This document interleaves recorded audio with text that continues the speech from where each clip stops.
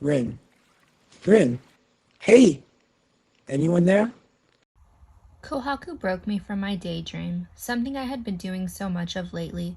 We both stood in the river, fish swimming between our legs, and the sun beating down on us. My dress was rolled up to my knees and tied in a knot while Kohaku's pants were rolled up above his. We had been spending many days like this catching fish, splashing in the sun, and laughing uncontrollably sometimes. Sometimes it kept my mind off of Sesshomaru, which I'm sure was Kohaku's intention after all.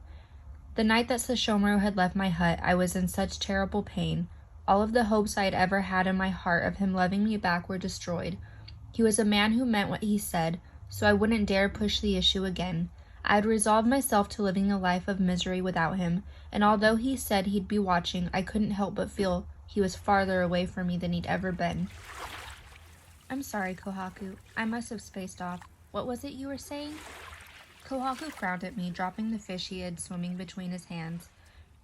Ren, he doesn't know how to love anything. He barely knows how to be a friend. I don't get why you expect anything from him. My face became hot and I began to stomp my way back to land, with him trailing behind per usual. Kohaku, must you always do this? I don't want to speak about him, and you know this. Kohaku sat down by our basket of fruit that we had gathered earlier in the evening. I know you don't want to talk about him, but he's consuming you, and I don't know how to pull you out of this darkness. I see you walking around like a zombie most days, and I cannot take it.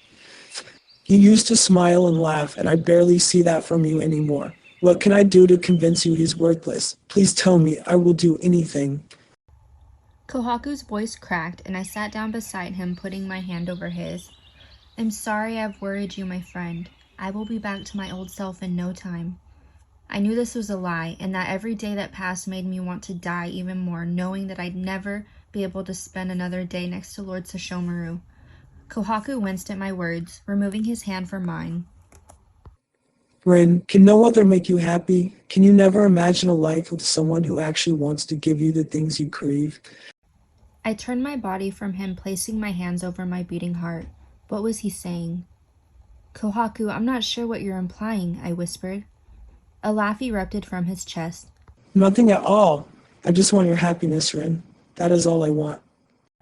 I turned my back around, giving him a nod, trying to shake the feeling that he was talking about himself. We both began to gather up our fruit and fish in silence. We walked quietly back to my hut, not reaching it until the sun was setting.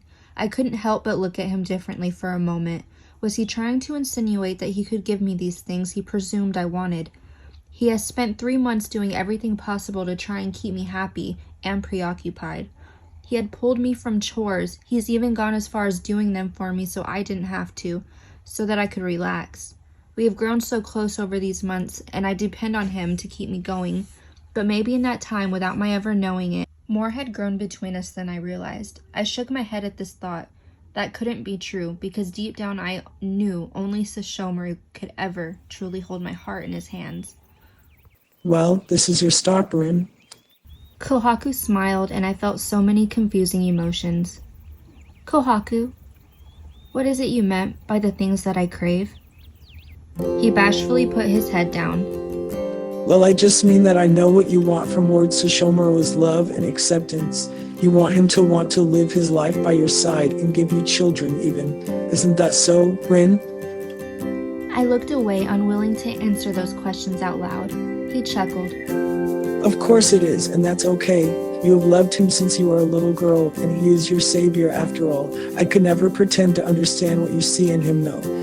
He is cold and calculated, and he despises our kind. So those things you crave from him, why could they not be given to you by someone else if he is unable? Someone who wants those things in return.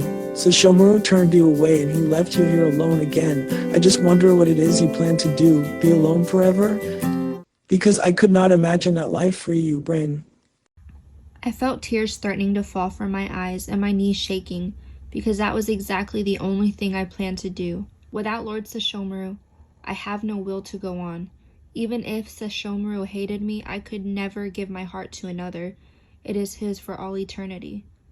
I stepped towards Kohaku, wrapping my arms around him. His body tensed and his heart beat fast. What is it you're doing, Ren? Kohaku croaked. I held on to him tightly. Kohaku, I have not meant to torture you. He relaxed and wrapped his arms around me as well. I will always be here for you, Ren. Spending time with you is not torture. There's nothing I would rather be doing. Even if you cannot let him go, I will stay by your side if you want me there. I felt an overwhelming guilt from being in this position with Kohaku, even though I had no reason to feel this since Sesshomaru had turned me away, but I couldn't help it. I let go of Kohaku, pulling myself away swiftly. Thank you for your friendship, Kohaku. Without it, I truly would be lost. Have a good night, and I will see you tomorrow. He nodded, turning his back to me and walking away.